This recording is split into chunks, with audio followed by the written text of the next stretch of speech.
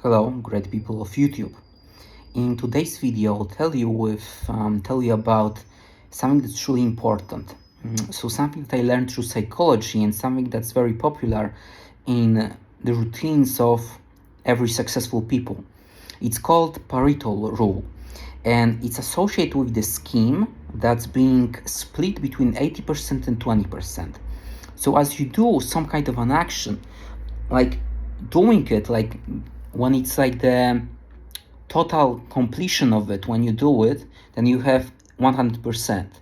And you want to split the whole completion of the action to 80% and 20%. And implications of this Pareto rule are to be found in everyday life as well. For example, it is said that 20% of toxic people in your life are responsible for 80% of your problems.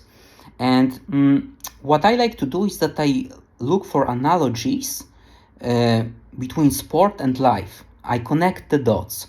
So it truly is like this also in sport, because I believe that 20% of your weak links in your kinetic chain are responsible for 80% of your lack of progress. So, for example, good example is muscle up, this great exercise from calisthenics. I was struggling for many years in order to achieve it, and believe me, I am very strong when it comes to pull-ups. I could already do 50 kilograms plus attached to my body through external weight and do the pull-up. And imagine I was still not able to do the muscle up, and I was like thinking about this, like, why does it happen? I have such an amazing Greek god-like physique. I am very strong. I have immense back capable of doing very complex tasks and so on. And I was thinking about this and I realized it's not about my back, but it was actually about my core. And funny enough, I was like learning flips, back flips, front flips, and other things from acrobatics, and I was doing this great progression called macaco from the acrobatics. And when I was doing it, I learned much more about explosiveness of my core, because my core was also developed. I had shredded abs, six-pack and so on, but I didn't have enough of the explosive power in my core, and I addressed it through the usage of macaco exercise. And afterwards I could do muscle up on gymnastic rings, which is very demanding. And it truly is like this. For example, like, some people are just wasting time in the gym, so they are there for like 5 hours and they still not have progress. Even though I like being in the gym and I am not in a rush, I like to stretch, I like to talk with my clients, I like to talk with my friends, female friends, male friends, and so on. I like to be in the gym because I like the overall atmosphere of this great building that reminds me of ancient gymnasiums and so on. Even considering all this, keeping all this in mind, I still like to maximize my efforts, so I just do not like waste time. For example, I believe anyone can learn split. The thing is, not everyone can learn it in 2 or 3 years. So, like, for some people, it can take 20 years because they are wasting time. They're stretching, not using the method that I recommended to you in my previous video about loaded mobility stretching. So they're doing normal stretches without weight, and they're just diminishing their progress. They are in one place, they're slow. So after like 20 years, maybe they'll achieve the split. What I like to do is that I use potent methods that will give me a quick progress, but it's not about like having a progress that's not stable.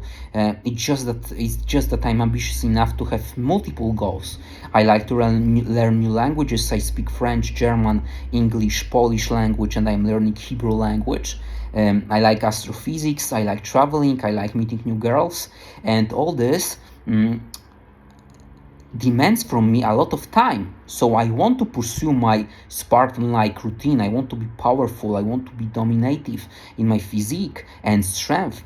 That being said, I do not want to waste time. I want to be very explosive, very energetic, very quick, and very fruitful. We have this great saying in English language that I learned thanks to my research on in the gymnastic society and community. So like gymnasts often say that some exercises are bang for your back, so it means that they're potent, so you can do just one exercise, and if it's bang for your back, it will give you more progress and more fruits than something that, let's say, doing 5 exercises that are just weak, worse, and not intelligent, not bright, not strategic, and so on.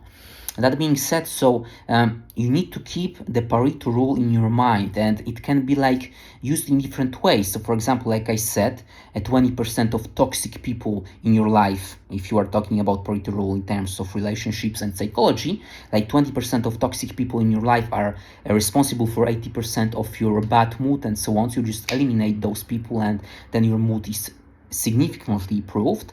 So that's one like usage of Pareto rule in psychology and relationships.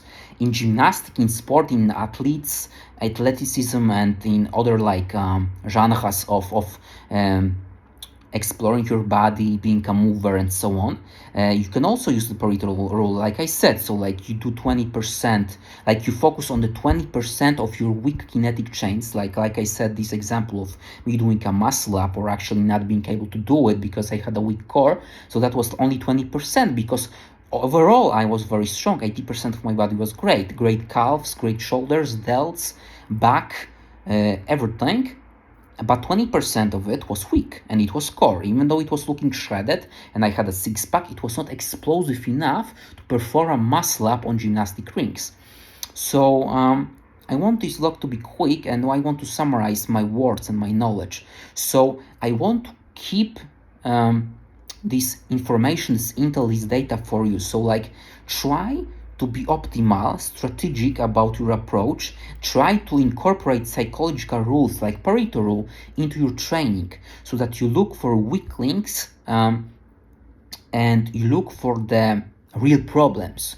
So for example, like if you want to learn a muscle up, it is stupid and not intelligent and not reasonable to overly develop your back. Like I said, you can pull up 50 kilograms or plus on your pull-up, and you will still not be able to do a muscle up if you cannot explosively use your core.